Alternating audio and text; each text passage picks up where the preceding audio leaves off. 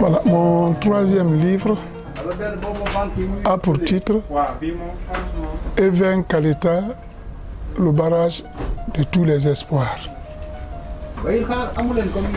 En réalité, ce livre est sorti le 27 septembre 2015, 24 heures avant l'inauguration de la centrale hydroélectrique de Kaleta. Kaleta est un ouvrage hydroélectrique réalisé en Guinée à quelques 145 km de la ville de Conakry. Il a été réalisé à un moment où le déficit d'électricité dans la capitale était chronique. À un moment où toutes les grandes villes de la zone manquaient d'électricité. Dans la capitale Conakry, des quartiers avaient fait 3 à 4 ans sans lumière, comme on aime le dire chez nous.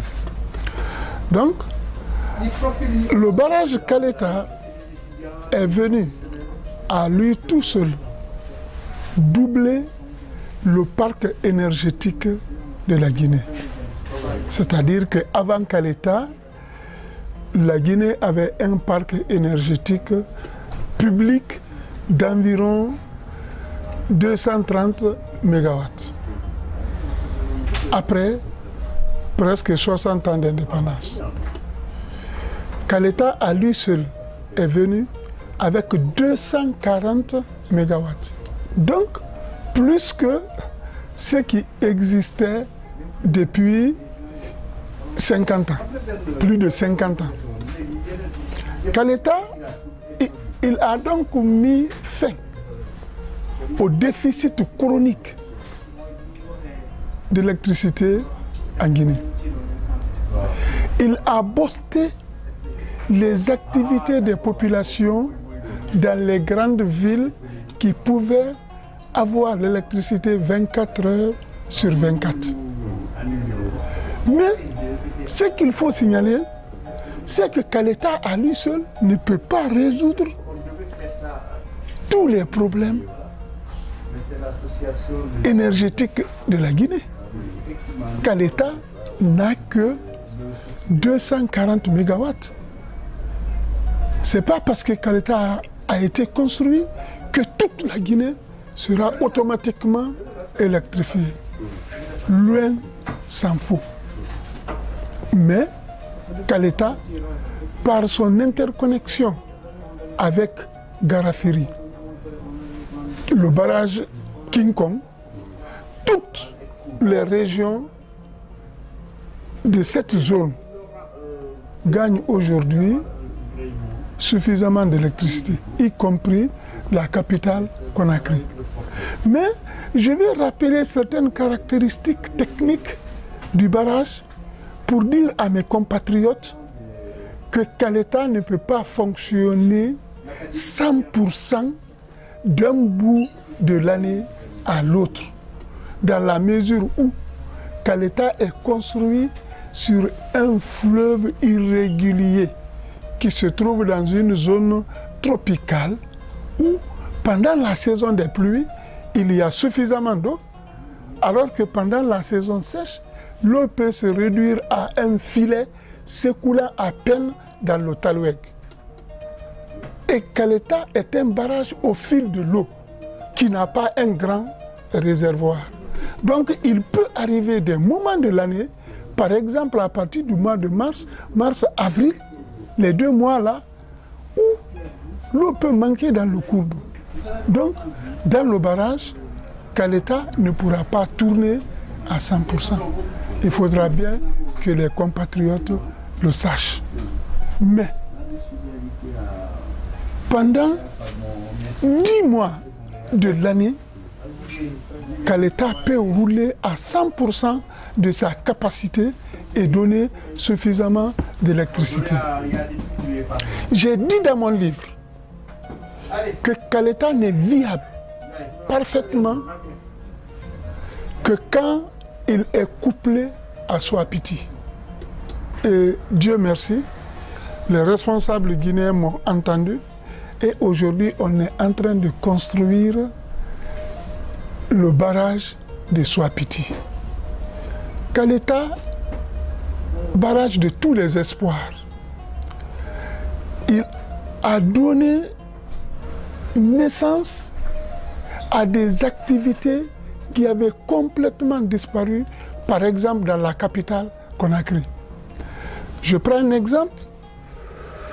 L'ancien État, pour faire une fenêtre métallique pour un bâtiment, un chaudronnier pouvait faire une semaine. Parce qu'il a le courant à peine 2 heures ou 3 heures sur 24.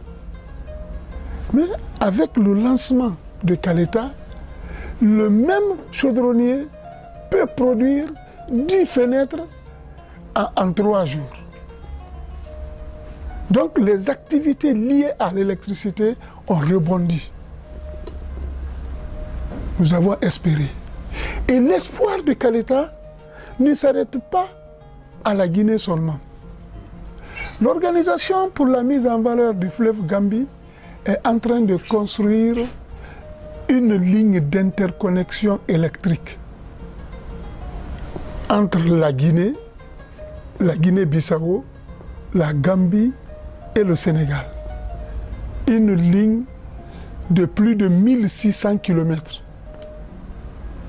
Donc, une partie de la production de Kaleta, précisément 30%, a été offerte par le gouvernement guinéen aux 3 autres pays de l'EMVG.